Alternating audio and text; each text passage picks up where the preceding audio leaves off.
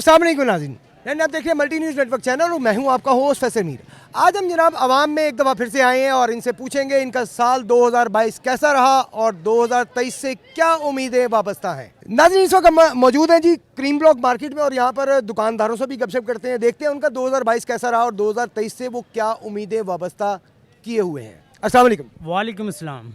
कैसा रहा जी आपका 2022? अल्हम्दुलिल्लाह बहुत ही बेहतरीन रहा जी, बहुत अच्छा रहा, बेहतरीन रहा, बहुत ही अच्छा रहा, मुतमईन है। मुतमिन फुल मुतमिन है। 2023 से क्या उम्मीदें रखी हुई हैं? 2023 इंशाल्लाह आएगी तो अल्लाह ताला कोई खुशियाँ देगा।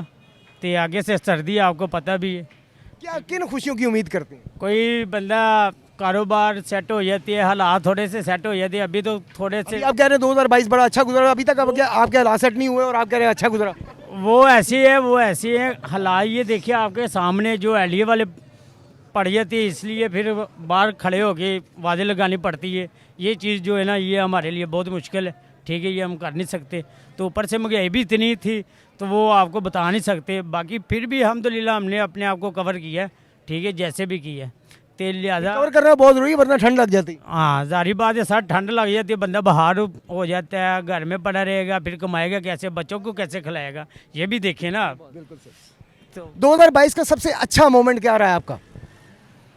इतना कोई खास नहीं है, कोई कह नहीं सकते। अभी आप कह रहे हैं बहुत अच्छा गुजरा है, तो अच्छा मोमेंट भी नहीं है आपके पास? वो कहने का मकसद जैसे ये मुल्क की हालात है ना, उस नज़रिए से देखा ये तो थोड़ा सा खास है, थोड़ा सा ना खास है। क्योंकि महंगाई इतनी होगी, हर गरीब अपने अपने को जो है ना दर बदर उड़ रहा है। कोई जिनके पास पैसा है वो तो आपके सामने गाड़ियों पे आते हैं, चीज लेके टूट जाता है। जो गरीब आता है वो बहस करता है क्योंकि उनके पास पैसा नहीं है।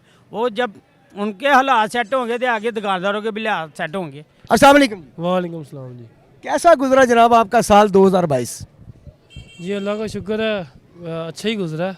वो साल 2019 और 20 से तो अच्छा गुजरा, 21 से जो कोरोना का था उससे तो बहुत बेहतर गुजरा। सबसे ज़्यादा खुशी के लम्हात 2022 में क्या रहे हैं? खुशी के लम्हात तो अल्लाह पाक ने मुझे बेटा दिया था, सबसे बड़ी वो खुशी रही है। उसके अलावा ओवरऑल अगर आप ओवरऑल बात करें तो कुछ 2022 के कोई तारीखी जो है ना, इस 2022 को तारीखी याद किया जाएगा। कुछ ऐसे काम हुए हैं जैसा कि हुकूमत चेंज हुई, जो चलती हुकूमत थी उसके बाद दूसरी हुकूमत आई, उसने इतनी महंगाई कर दी है कि अब 3000 वाली चीज़ इस टाइम 10,000 रुपये की मिल रही है, डिस्काउंट करके 7,000 रुपये की। और आप यकीन करें कि जो बंदा 2000 में गुजारा कर लेता था उसका 5,000 रुपये में भी नहीं होता। ये चेंजिंग आई है, महंगाई की चेंजिंग आई है। वो समझ लें आप 300% महंगाई बढ़ गई है, ये चेंजिंग आई है। सबसे बड़ी चेंजिंग बिजली के बिलों में आई है, गैस के बिलों में आई है। वो क्योंकि देखें ना, वो पूरे मुल्क के ऊपर, आवाम के ऊपर ही बर्डन पड़ता है। इससे बड़ी चेंजिंग कोई नहीं आई। क्या उम्मीद करते हैं 2023 से? क्या उम्मीद कर रहे हैं अब पाकिस्तान में कोई ऐसा काम होगा जो आवाम के फ़ायदे में हो? जी 2023 में इंशाल्लाह बहुत अच्छा काम होगा कि जो मुल्क में असल जमहूरियत कायम होने जा रही है और मुल्क के हालात, मैं उम्मीद करता हूँ कि 2023 में इलेक्शन होगा और उससे पाकिस्तान में बेहतरी आएगी। एक हुकूमत आएगी जो बाहर से भी जो लोग इन्वेस्टर आना चाहेंगे वो भी आएंगे उनके ऊपर ट्रस्ट करके, और मुल्क की खुशहाली के लिए जॉब वगैरह सब कुछ। उसमें 2023 ही वो साल है जिसमें इंशाल्लाह पाकिस्तान की तकदीर चेंज होने वाली है। ये वही साल है। आम आवाम भी इस चीज़ को अब समझती है कि बाहर से लोग इन्वेस्टर आएंगे तो मुल्क तरक्की करेगा। बस आपके सामने जो जैसा भी रहा है, अवाम को मुश्किल का साल रहा है। जैसा अच्छा हुकूमत इससे बैठा था इससे पहले और दूसरा इम्पोर्टेड हुकूमत आया तो उसने तो लोगों का जीना हराम कर दिया। जो इम्पोर्टेड चीज़ था वो उसका जो है डॉलर महंगा हो गया, चीज़ें महंगा हो गया। पिछले साल जो चीज़ 2500 का इंपोर्ट होता था वो अब 3500-3600 का इंपोर्ट होता है। तो आवाम लोग जो है परचेसिंग कम करता है और जो है खाने पीने का चीज़ें भी महंगा हो गया। लोग कहता है कि हम रोटी खाए को चीज़ें ख़रीद लिए। इस साल सर्दी भी इतना ज़्यादा सर्दी हो गया कि लोग अपने बच्चों के लिए जो है शॉपिंग भी बड़ा मुश्किल से करता है, रो रो के पैसे निकालता है। और जो है हमारा इम्पोर्ट पे जो है बंद हुआ है क्योंकि स्टॉक मार्केट में जो है डॉलर गायब हुआ है। इस टाइम जो है 225 रेट है और ब्लैक पे लोग जो है 240-45 भी ले रहे, फिर भी जो है डॉलर स्टॉक मार्केट में नहीं मिलता है।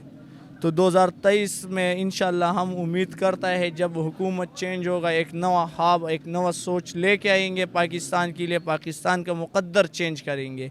अगर 2023 में इंशाल्लाह हमारा उम्मीद है जो नवा साल आएगा, जो बाहर से लोग आएगा, जो डॉलर आएगा, जो है हमारा डॉलर का कमर टूटेगा, जो है फिर पाकिस्तान में खुशहाली आएगा। जब हमारा करेंसी जब ऊपर जाएगा तो पाकिस्तान जब ऊपर जाएगा तो सस्ताई होगा, महंगाई कम होगा, आवाम खुशहाल होगा। जब तक ये महंगाई है, डॉलर ऊपर जाता है, डॉलर मार्केट में भी गैब है, सब कुछ गैब है, इस तरह खुशहाली पाकिस्तान में कभी नहीं आ सकते। एक तो जो है हमें आज़ाद खारिजा पॉलिसी पे इख्तियार करना चाहिए कि हम किसी का ग़ुलामी ना करें, अपना खारिजा पॉलिसी बनाए अपने मुल्क के लिए। जैसा इमरान खान ने बनाया था, उसने डॉलर गिराना था, लेकिन उसको अमेरिका को ये अच्छा बात नहीं लगा, अमेरिका ने उसका हुकूमत तोड़ लिया।